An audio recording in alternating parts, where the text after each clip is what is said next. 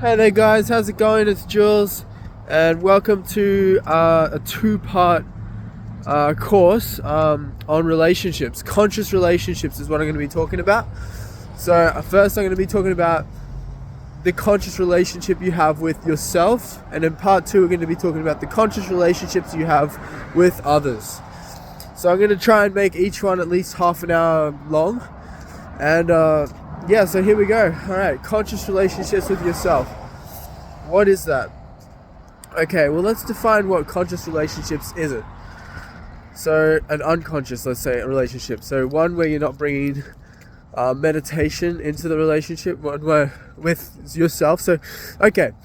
So, basically, the best relationship you can have with yourself is love, divine love, which kind of encapsulates all the positive qualities and stuff that you want. So, it encapsulates, being kind to yourself. It encapsulates looking after your health, doing your self-cares, hygiene. It encapsulates, being happy, but not always happy, but compassionate is the main thing. If you want, as Dalai Lama says, if you want to be happy, practice compassion. If you want others to be happy, practice compassion. So it's when you're sad, you're there for yourself and you're not judging yourself. Because judgment is... Love is the lack of judgment. Sorry. The lack of judgment. Yeah, love is the opposite of judgment, basically. And, yeah, so what it isn't is judgment. It's pretty fucking simple. That's pretty much all it is. But it can manifest itself in many ways. So I'm sure you can imagine all the things like, obviously cutting yourself, harming yourself is not love. Yeah, like as long as you're not hurting yourself or others, you're all good. But with your relationship with yourself, because your relationship with yourself reflects in relationships to others. As I say, love yourself first and then you can love others.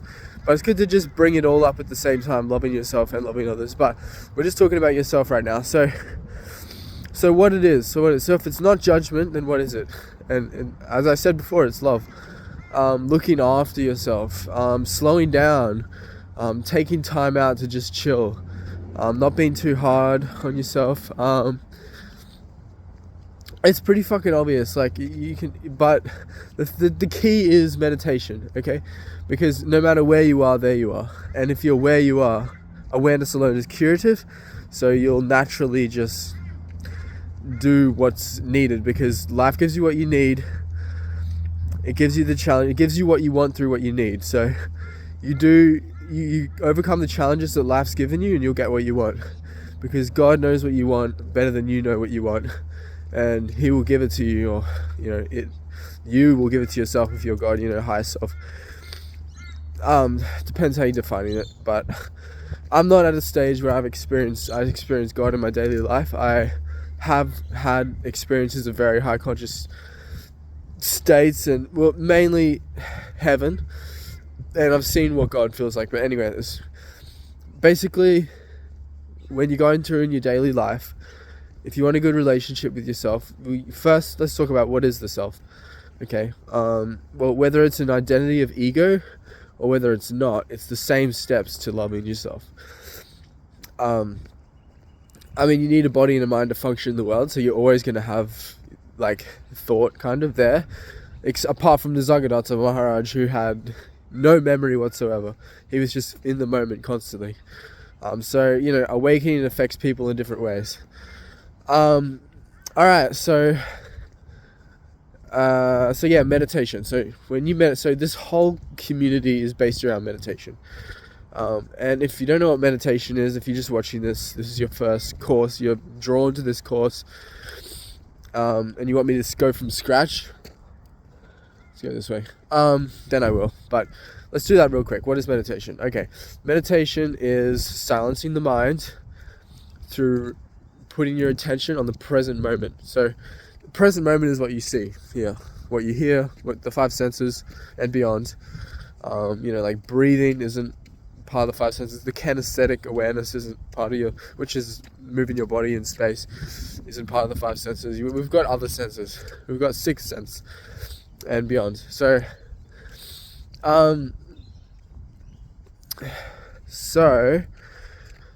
meditation is silencing the mind by putting your attention on the moment. You only have two things at any given time. You have the mind, or you have the moment. You have thinking, or you have the present moment. You have time, which is mind, okay?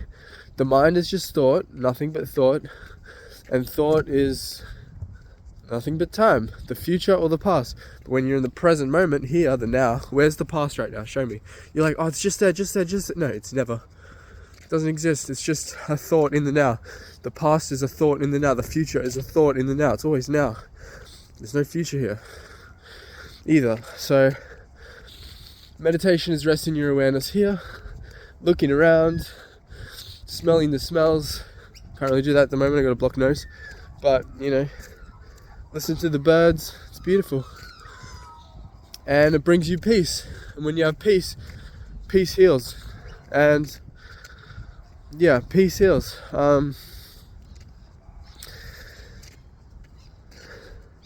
Peace is stronger than war because peace heals. So it's stronger and than the negative. So if you have two things that are equally as powerful, usually the good will win because of that logic I just gave you. So you meditate and you naturally become more loving. You naturally quiet the mind. What happens is the mind will actually go crazy. So when you start meditating, I'm just going to go through this and then we'll get back to conscious relationships with yourself. We'll tie it in at the end. Or whenever. But basically, when you meditate, so all this stuff is going to come up that you need to release because there's all this unconscious stuff in your body, and it's basically fear. There is no fear really. Fear is just the absence of light. As darkness is the absence of light, fear is the absence of love or awareness. So just shine your light of consciousness on the present moment. Stuff will come up, stuff will come out. And usually that's called the dark night of the soul. If you want to know how to get through the dark night of the soul, watch my dark night of the soul course. It's a good one. I like them. I think they're all okay, but I can definitely do better. And I'm going to update these courses as we go. So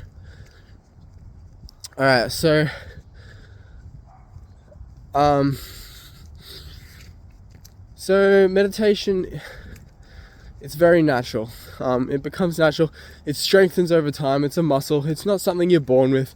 It's not something you try once and it's like, oh, it's not for me. It's something you live with. You live through. You live by. It's like a rule with yourself that you say, I'm going to do this for the rest of my life. And it will pay off, trust me. It's going to get worse before it gets better though. So all this stuff is going to come out. Okay, so what you do is you stay with it.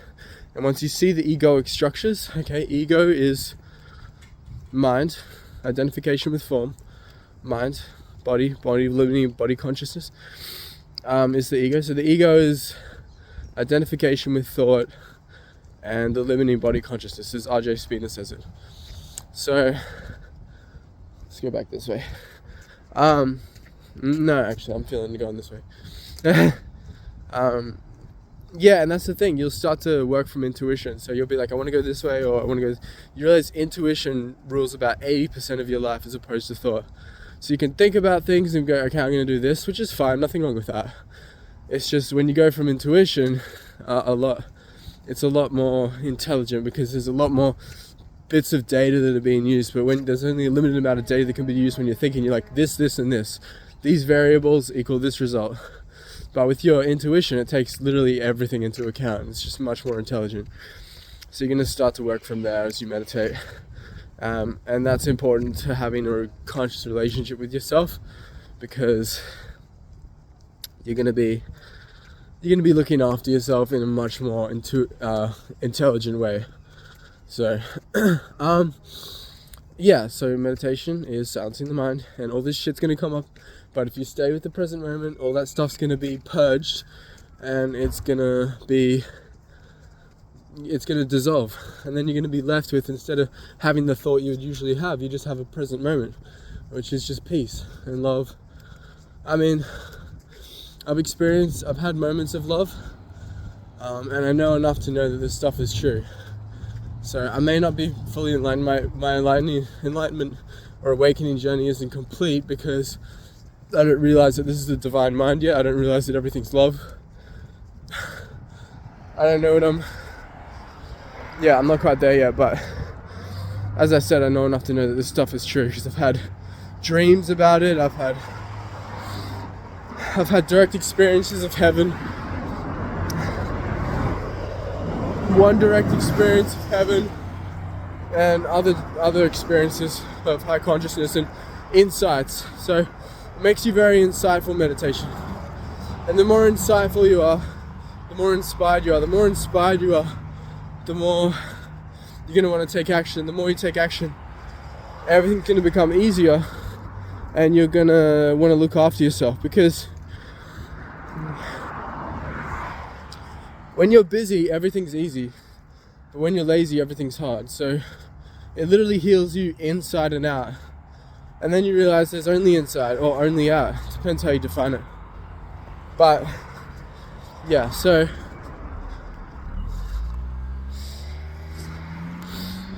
yeah, that's meditation. It's I hope I didn't overcomplicate it. It's actually super simple. It's the simplest thing because it's right under your nose, literally. It's the present moment. It's this. You just stay here. You're like, I'm always here. It's like, okay, wait 10 seconds. Just sit here for 10 seconds in silence.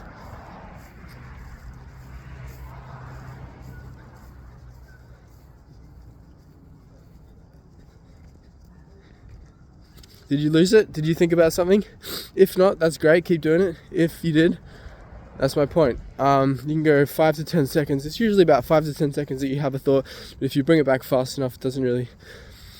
Anyway, you keep replacing these thoughts with consciousness, right? And sorry, when I'm speaking, I lose my train of thought. I go on tangents.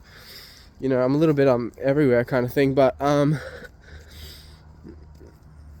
ultimately, I'm trying to teach something that's not just through the words, but through the gap between the words. As Debussy said, music is the gap between the notes. It's the space between the notes.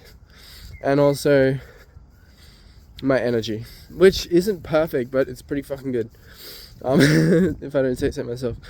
Like at work, I'm always like singing and dance, like happy. And everyone's like, oh, you're always happy. Yeah, and that's because I meditate like crazy. Because I want it bad enough. You just gotta want it. Your lifeline to this conscious relationship with yourself is how bad you want to awaken. So awaken out of the dream of thought into reality, which is what? Bringing your attention from thought back to reality, which is what? Meditation. So, yeah. Alright, we're about halfway. Fuck, that went quick. So yeah, so that's meditation. So you need to meditate, okay? There's so many different meditation techniques. Just do some research, but you don't really need a technique. Just focus your attention on the now. Just become present. Be here now. Invite 2 to 5 seconds of silence or presence or stillness. All these words aren't it. You know, they're just pointers. You know, when a man points to the moon, the dog looks at the finger. Don't be the dog. Be the man. Or look where the man's pointing. Excuse me. Yeah, so, look. Yeah, the thing is, it helps everything. So if you want a better mind, the soul looks after the mind. If you want a better body, the mind looks after the body. If you want a better life, the body takes care of your behaviors, your life. So it solves everything. But yeah, invite 2 to 5 seconds of silence into the day as many times as you can, and relax the body and surrender. That's probably the whole spiritual journey is essentially surrender, as Michael Singer says. It's so simple, bro. Like, but it's hard because you've trained your mind. You've got mind momentum. Okay, mind momentum is spiraling like this, and because negativity comes from overthinking, you're going down. But if you stop thinking and start thinking positively, because you have love and fear at any given moment, you have a thought of love, or you have a thought of fear, or if you have an action of love, or you have an action of fear, you have a word of love, you have a word of fear. Okay. you start to slow the momentum and then spiral upwards. And yeah, so instead of thinking momentum, you get spiritual momentum, which is not thinking momentum. And then when you think, it's like supercharged. So the thing is, when you rest your legs, they're still there when you need them. In fact, they're better. And it's the same with the mind. When you rest the mind, it's there when you need it, just better. And as you stop thinking, you're going to be more present, more aware. Literally, it literally increases your awareness. Like, it's not just like a word awareness. Like, it's a reality that is true. You're looking around and you notice the trees, you notice the people, you notice their body language and what insecurities they have and how they're feeling and what their ego is, and nothing's private. No thought is private. Nothing is private. It's all for show. It's all there. So that just reminded me of something funny I won't go into anyway. Yeah, so want a good relationship with yourself, you need to be aware. You need to shine the light on your ego, and your ego will go from, let's say you got a low self-esteem, it'll go to a sense of high self-esteem. Okay, and you'll go up The Map of Consciousness by David Hawkins. Look up The Map of Consciousness by David Hawkins. He's got books on how to scale the map of consciousness, how it works, facts about it, all kinds of stuff. What way do I go? This way. Yeah, so what happens is your whole life is now. It's always in the now. So if you make good decisions now, you're going to live a good life. The present moment is like a coin. Where you spend it is where you'll be rich. Okay? That's my quote. Pretty like that one. Anyway, I gotta not be... You'll naturally... Arrogance will fall away. And you'll be confident instead. You know, like R.J. Spina, the most enlightened person of our time, probably, or at least in the top 3, is he's written a book called The Law of Attention, which comes out in August on the 8th in 2025. If you're watching this in 2025, and he says it's the greatest metaphysical book ever written, and he's enlightened. So he's not arrogant at all. He's just confident and knows, and very, very, very intelligent. So yeah, that's what it'll bring. All this negativity will just wash away. Then you can't put a word on it. It's just but in a word, you're empty, but you're full at the same time. It's paradoxes are paradoxical, and they're true. Everything's a paradox, but no, what is it? I came up with this quote. It was most pieces of wisdom are paradoxical. You know, most of the greatest things are paradoxical, and you find that they are and they're not, which is a paradox, yeah. Because if you really understand what it's saying, it's not a paradox. They're just talking about different things. It's paradoxical on the level of word, but on the level of meaning, it's not. Anyway, you realize all this stuff. You get wise, and when you're wise, you make good decisions. Because love without wisdom is dangerous. If you just love everything and people are being mean to you, that's okay, love them, but don't hang around them. Look after yourself, care for yourself, love yourself. Okay? We've got 10 minutes to go. So once you start meditating, okay, things are gonna start to go awry, but that's okay. That's part of the journey. You gotta stick on it. You gotta go through your mini dark night of the souls, and you'll start to just look after yourself naturally. So in this video, in like a sentence, is meditate and be smart, be vigilant, and look after yourself. But you naturally will, because you'll reach a level of consciousness. It's like with food. Like, you could be eating really unhealthy food for a while, and then you'll basically meditate for a certain amount of time, and then you'll look at the food and you go, fuck, I can't believe I'm putting this in my body. It's toxic. I literally can't do it. As hard as it is for the habit to break, you'll want it more. Then you'll want to stop it more than you want to continue it. So, and they say, like, bad habits Like, habits are not your fault until you realize it's a habit, and then it's your choice. I think I butchered that. Anyway, so good. All right, so it's that simple. You meditate, your consciousness grows, okay, which just means, so you become present, right? Present is aware that you're aware, being conscious that you're conscious, okay? And then there's results from that, and realizations and insights and awakenings you can have about that, about love, about not knowing, about anything and everything, the good, the bad, everything, so to speak.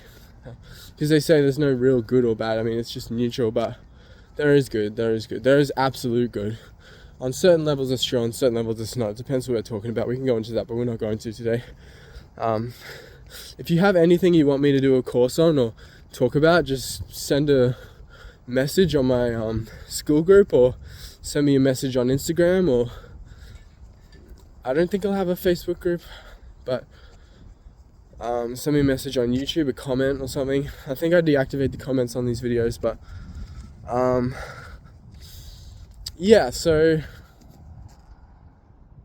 it's not really a big decision. It doesn't really matter where I go, I guess. Alright, so yeah, it's quite simple. You meditate and it's curative.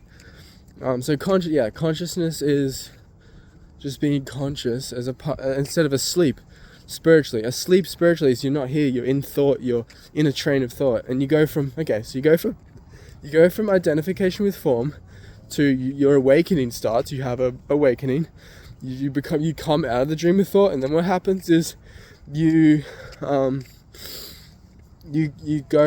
flip-flop from thinking to not thinking, to thinking to not thinking, and then you start to, it's like a light, it's like a neon light, and it's like when it's on, you're awake, and then it turns off, and then you're back in the mind, and then it turns on, it flickers and it flickers and it flickers, on and off, and it starts to get stronger, lighter, brighter, ever more, and then you start to abide. So you go from unawake to awakening, starting, to flip-flopping, to abidance with thought instead of thinking. So I'm just making a distinction between thought and thinking here. Thought is, a thought comes and it goes. You're still present. You're kind of present during the whole thing, so to speak. And then, well, there's thinking, which is you have a thought but you get carried away and it takes you on a train of thought. Takes you away. So you can have thought and non-thought at the same time at a certain level. So it's all about sharpening the distinction and exercising your muscle of discernment between thinking and awareness is meditation. But what happens is you become so present that the thoughts don't really take you away, even when you're thinking constantly. So for like a good, 5-10 minutes, you can be like, Eckhart had that experience when he was writing the book, The Power of Now. He realized he did that. So sorry, I just had a brain. It's all good. I'm all good. So yeah, he was writing his book, and obviously he knew something spiritual happened to him, and he was very present in writing the book, and then he basically, it was using his mind to write the book, but he wasn't lost in it, and he was still kind of grounded. So it's all about staying grounded. Anyway, I got 6 minutes to go. Okay, let's add crazy value right now. Let's go ham. Let's go exponential. Yeah, so we'll go exponential. Your love for yourself and your relationship, your conscious relationship with yourself will go exponential, and you'll be making a difference to yourself and everyone around you. You'll be an example of what to be, not a warning of what not to be. Yeah. So you got this. You just got to put in the work, and it's hard at first. But as I said about exponential, it goes exponential. So it's an easy finish. It's technique to the techniqueless. It's effort to the effortless, and it's hard before it's easy. You're a beginner before you're an expert. But the thing is, life is short, bro. Like, life is short, so that means anything worth doing is something worth of value, and anything worth of value takes time to accomplish.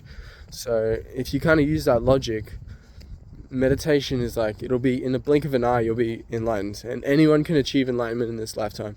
It's just people, number one, don't even know about it, and number two, don't go all the way, or number three, they don't even start. Even you could know about it. Obviously, like, some people don't know, but like the people who know, some people don't actually start. They know about it, but they're like, oh, it's too hard, or, you know, and that's fair enough. You know, there's a spiritual teacher, I can't remember his name, it's really long and complicated, but as they tend to be sometimes. Yeah, I just went blank. Damn it. But yeah, they basically say there's 2 mistakes on the, oh, what was I saying? God damn it. No, this is going well. Okay, no, I will remember. I'm just going to backtrack here. So yeah, some people know about meditation and don't do it. Some people, yeah, most people don't even know about it. They don't even know it's a thing.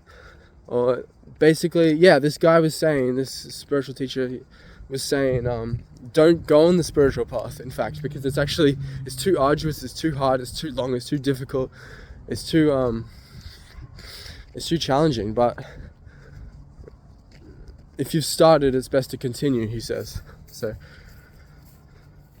yeah, so you gotta if you want it, you gotta change your mindset around the now, because that's all mindsets do. You change your relationship to the now. So a mindset such as millionaires act now is like, okay, if I want to be a millionaire, I need to act now, and it's always now. So if you're always acting now, you're always going to get what you want. Because yeah, anyone can reach enlightenment, anyone. Even if you're like really old. I mean, look, there's some people aren't going to reach it, but I strongly believe everyone can do it. If they really want it bad enough, they will reach it. And the thing is, it's all about enlightenment this life. So if you get to a point where you don't reach it and you die before you reach it, I mean, the trick is to die before you die, as Eckhart Tolle says. But if that happens, then you got the next life to try, and you'll pick up where you left off. That's how some people are more advanced spiritually than others, such as Jesus, such as any spiritual teacher, really, who's like really, really advanced and like made a big difference, like Lao Tzu. They've had previous lives where they took a lot of action, took a lot of spiritual action, and so they picked up where they left off, and that's how they got so far. They're also talented. There's a lot of variables. There's a lot of reasons why they succeed so fast. But anyway, alright, we got like 2 minutes. Let's go ham. Yeah, so you have love and fear at any given time. So love is the moment. So if you stay here, you're going to grow in love. You're going to dissolve your fears. Okay, all your fears are going to dissolve on this path. So they're going to come up to come out. And then once you purge that, your relationship with yourself is going to be golden. Because it's not going to be based on fear. And it's not going to be, you're not going to be restless. You're not going to have anything negative. You will have challenges. You just won't make them a problem, or you won't suffer. Because as the Buddha says, he didn't say what enlightenment is. He said what it isn't. And he said it's not suffering. It's the end of suffering. So when you stop suffering, you're gonna love life, really. And when you love life, you love yourself. When you love yourself, you got a good relationship with yourself. So